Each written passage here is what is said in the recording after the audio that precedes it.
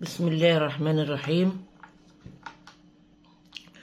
النهاردة إن شاء الله هنبدأ أول درس تأسيس للأمهات. إزاي تأسسي ابنك وتعرفيه يكتب لو هو حتى ضعيف في الكتابة.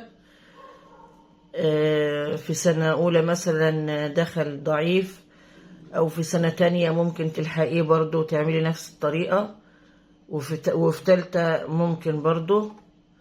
لكن لازم تأسسي ابنك في الثلاث سنين دول، لازم يكون قارئ وكاتب جيد علشان ما يطلعش ضعيف بعد كده في السنين اللي بعد كده. قدامك الفرصة انك تأسسيه بنفسك في البيت.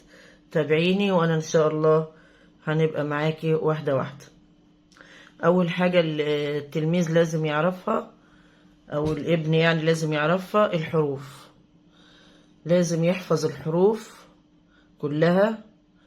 طبعا انتوا بتكتبوها له حرف حرف وبتقرها له.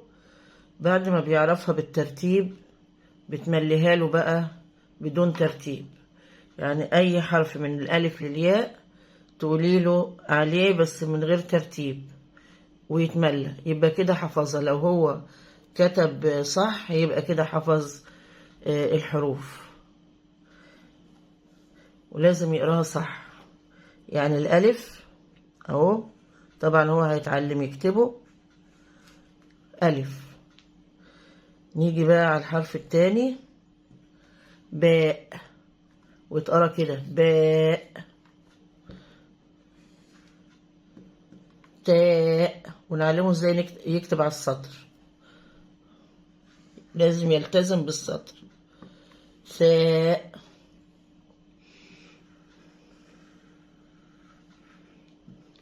جيم،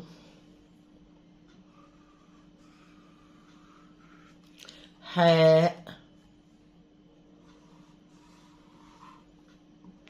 خاء،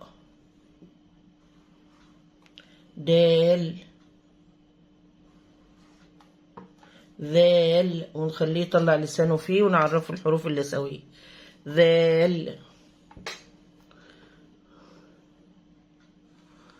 راء، زاي، سين،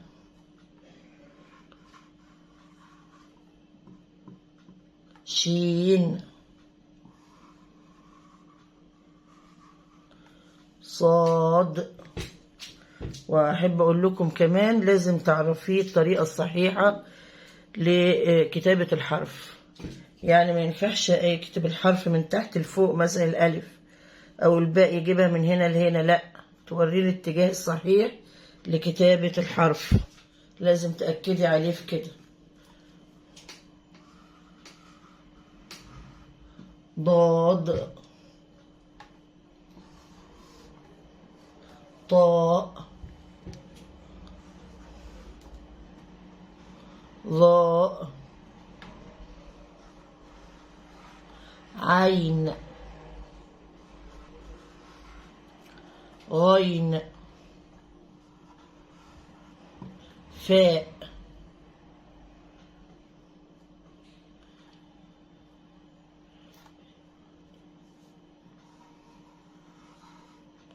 قاف،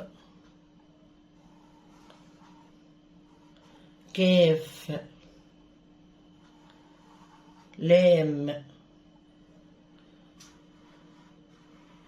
ميم،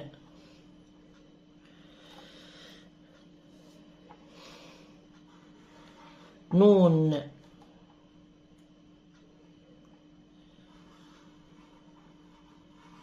هاء، واو، ياء. يبقى كده عرفناه الحروف كلها اسمها الصحيح: ألف، باء، تاء، ثاء، جيم، حاء، خاء، دال، ذال، راء، زاي، سين، شين، صاد، ضاد، طاء، ظاء، عين. غين فاء قاف كاف لام ميم نون هاء واو ياء. بعد ما يحفظ الحروف كلها مرتبة زي ما انتم شايفين كده، حرف حرف طبعا لوحده ويتدرب عليه وينطقه، تبدأي بقى تمليه بدون ترتيب. يعني ممكن تقولي له ألف، طب اكتب الصاد، طب اكتب الياء، طب اكتب الضاء، طب صاد، طب ذال، طب جيم كده، لغاية ما تتأكدي ان هو حفظ الحروف. لو كتب الحروف بدون ترتيب صح اللي تملهوله ويكتبه، يبقى كده ضمنت ان هو عرف الحروف. ان شاء الله نيجي بقى على الخطوة اللي بعد كده بإذن الله. تابعوني بإذن الله في الفيديو الجاي.